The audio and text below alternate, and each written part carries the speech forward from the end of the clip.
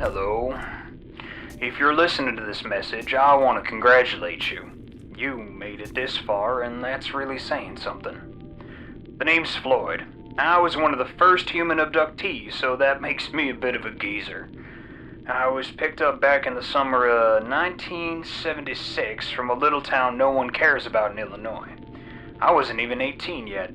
Those were, interesting times. In almost 40 years, I've learned a thing or two about our gracious hosts. I kid, of course, but they're really not that bad. They're just, insensitive, you know? They think humans are useful, we're good at making stuff, and they don't want to do it themselves. The easier just to have us do it. I've picked up a bit of their language here and there. I can't exactly speak it, since our vocal cords don't really work in the same way. I've made some approximations of their language. Earth is something like garg. Yeah, it kind of sounds like you got a frog in your throat, but, you know. It's not much use, but it's given me something to do in the past couple of decades.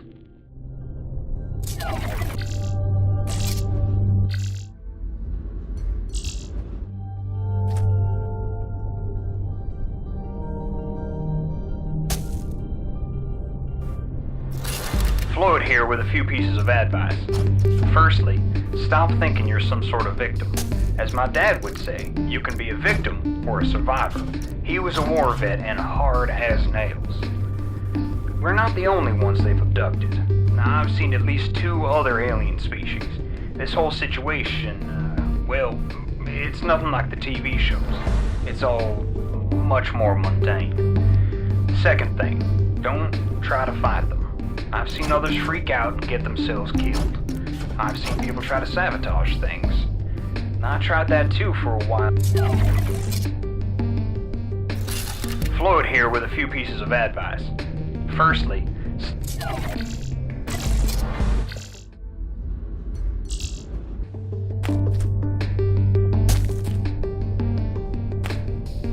well, Floyd again.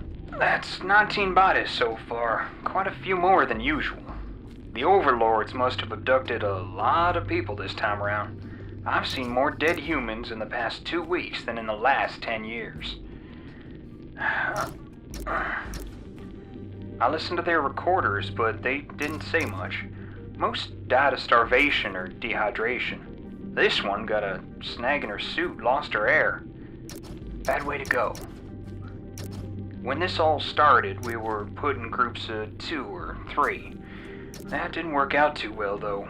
There was lots of talk about revolt or escape, like we were soldiers or something. There were 2 of them, Mary and Bill, who were just so antsy. They disappeared on one job. Wonder if they're still out there somewhere. I just didn't see the point. Disobey and they just throw you into space. Whoosh!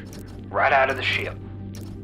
Anyway, it wasn't long till we were all separated. Never saw those rebels again, or, much anyone else.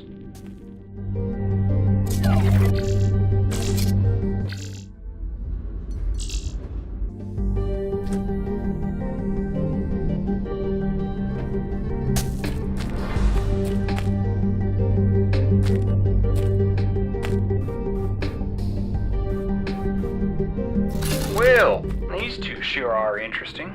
Let's see, no suits. That's strange.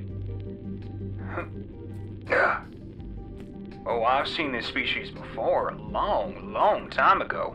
Maybe 1 or 2 years after I was abducted. The overlords used them as miners before they had the machines. After that, though, one of the overlords started running them against each other in teams, and it turned into a sort of gladiatorial blood sport. Mining and murder. As one of my rewards, I got to watch a match. It was a brutal sight, but I can see the appeal.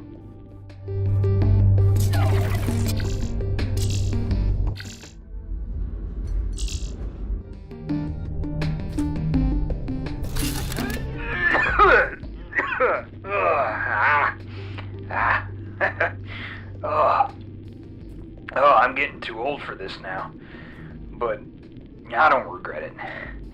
What was there for me in Greenville, huh? A farm, maybe. 40 years on the back of a tractor? That wasn't the kind of life I wanted anyway. I've seen the stars, been to hundreds of different planets. I've lived with aliens, but no one knows. Not even my parents. Hell, my parents are probably dead now.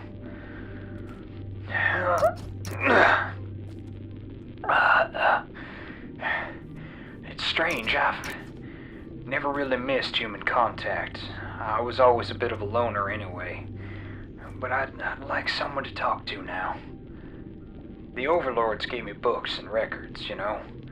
Forgot the record player, but that's okay. I made my own. They kept me comfortable. I finished up a while ago, but I can't get back to the ship. I'm tired. So tired. Maybe I'll just sit down here and wait for them to pick me up. The sky's clear now.